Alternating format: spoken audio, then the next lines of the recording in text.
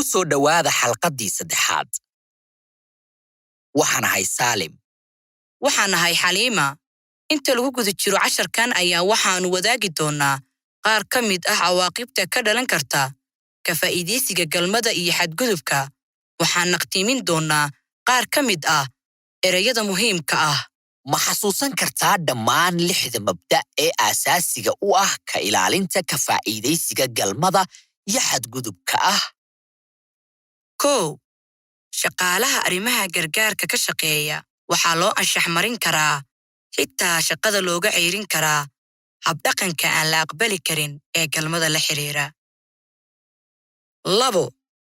Shaqaalaha ka shaqeeya arrimaha gargaarka looma oggola inay xiriir galmo la yeeshaan qof kasta oo ay da'diisu ka yar tahay 18 sano, xitaa haddii ay sharci ka tahay dalkooda.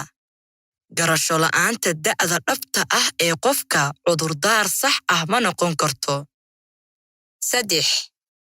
Shaqaalaha ka shaqeeya arrimaha gargaarka looma oggola in ay galmo ku bixiyaan lacag, shaqo, alaabooyin ama adeegyo ay ku jiraan alaabooyinka iyo adeegyada loogu talagalay in lagu caawiyo dad u baahan. Waa inaysan adeegsan ballanqaadyada waxyaabahan si ay dadka kale ugu dhaadhiciyaan inay aqbalaan habdhaqan nooc kasta ah oo sharafta looga qaadayo ama suuro gelinaya in lagula kaco ka faa'iidaysiga galmada iyo xadgudubka. Tani waxaa ka mid ah bixinta ama soo jeedinta lacag lagula galmoonaya cid jirkeeda ka ganacsata. 4. Shaqaalaha ka shaqeeya arrimaha gargaarka waxay saamayn ku leeyihiin cidda alaabooyin iyo adeegyada la siiyo. Tani waxay siinaysaa awood marka loo eego dadka caawimaadda u baahan. Sababtaas daraaddeed, hay'adaha howlaha gargaarka ka shaqeeya waxay si adag ugu dhiirigelinayaan howlwadeennada inaysan la yeelan xiriiro galmo qof kasta oo ay saamaysay xaaladda degdegga ah. Xiriiradaasi waxay ka dhigaan waxqabadka gargaarka inuu u muuqdo mid ay ku yar tahay daacadnimada iyo ku kalsoonaanta. 5.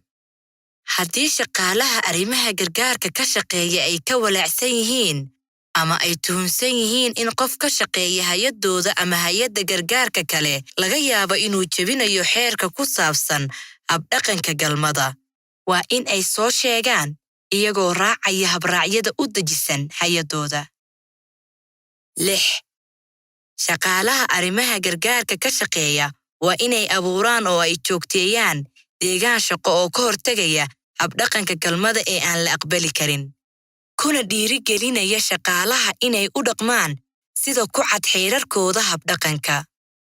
Dhammaan maamulayaasha waxay mas'uul ka yihiin taageeridda iyo diyaarinta nidaamyo ilaalinaya deegaankan. Cawaaqibta ka dhalan karta ka faa'iidaysiga galmada iyo xadgudubka waxay aad uga fog yihiin waxa isla markiiba laga yaabo in aan ku fikirno.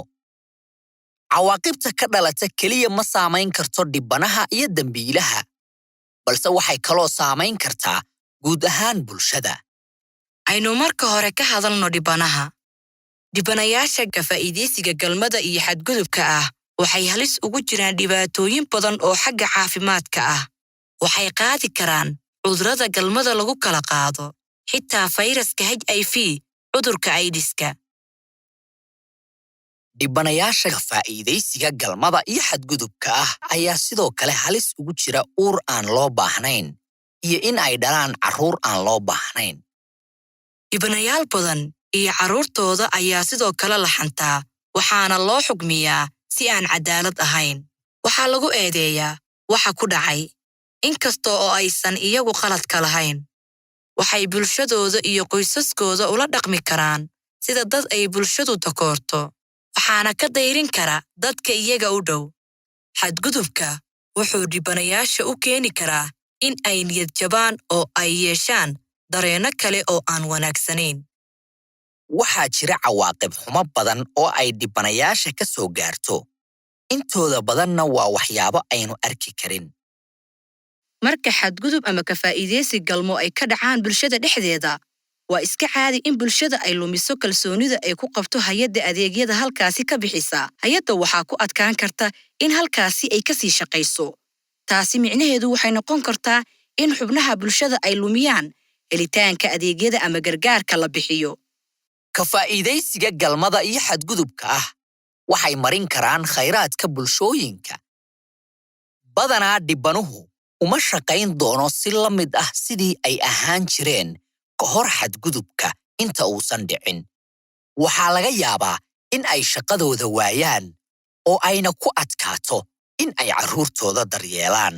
Haddii dambiilaha aanan si habboon loo ciqaabin ama xabsi la dhigin, waxay baaq u diraysaa dadka kale oo in habdhaqanka si loo aqbali karo ama loo ogol yahay. Arrintan ayaa horseedi karta inuu xadgudub badan dhaco. Keliya hal dhacdo oo xadgudub galmo ayaa saamayn ku yeelan karta bulsho dhan, xitaa kuwa aan weligood la kulmin dhibbanaha ama ku xadgudbaha. Aynu ka hadalno cawaaqib xumada ka soo gaarto dambiilaha.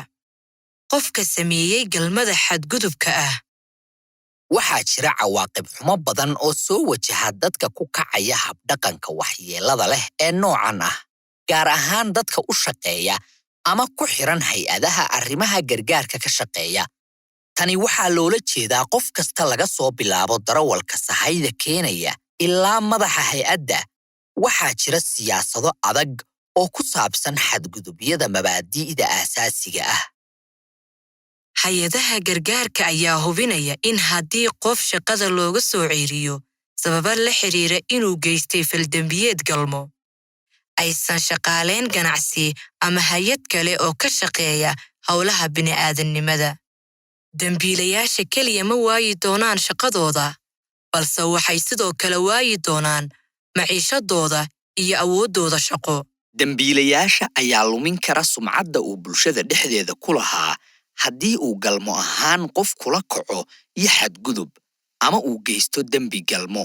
Waxa aan caadi ahayn ma aha dambiilayaasha in ay diidaan kuwa ay jecel yihiin, kuwaas oo dhibaatooyin badan u keeni kara noloshooda gaarka Qoyska dambiilaha ayaa sidoo kale laga yaabaa in la ceebeeyo. Dadka ku kaca dambiyada galmada la xiriira waxay sii kordhiyaan khatarta ay ugu jiraan cudurrada nolosha halista geliya, sida fayraska HIV, cudurka AIDS-ka. Dadka lacagta ku bixiya galmada lala sameeyo dadka jirkooda ka ganacsada ama kuwa kaleba waxay khatar aad u sarraysa ugu jiraan in ay qaadaan cudurrada galmada lagu kala qaado.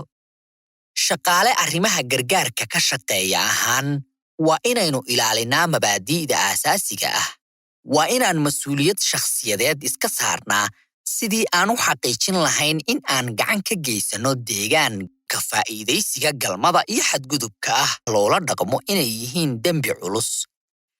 Faadumo ayaa turjubaan ahaan kula shaqaysa Qaramada Midoobay. Waxay saaxiibkeeda shaqada Cumar ku aragtay xerada gudaheeda. Waa saacad qado. Inta waqtigan lagu guda jirana Cumar wuxuu caadi ahaan joogaa xafiiska.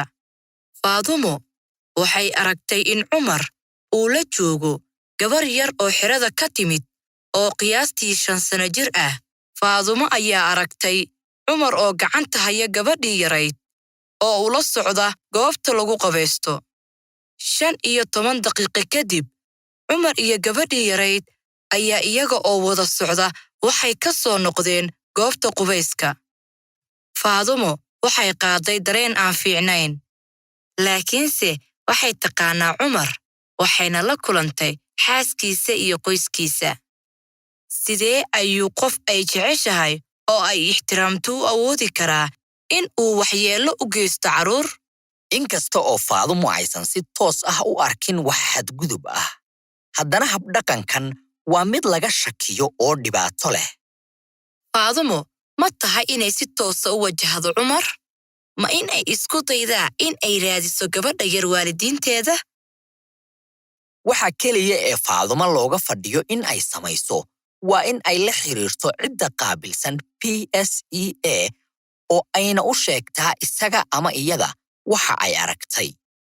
Iyadu nafteeda ma ahan in ay baarto arrinta ama isku daydo in ay raadiso qof ay qaraabo yihiin canugta.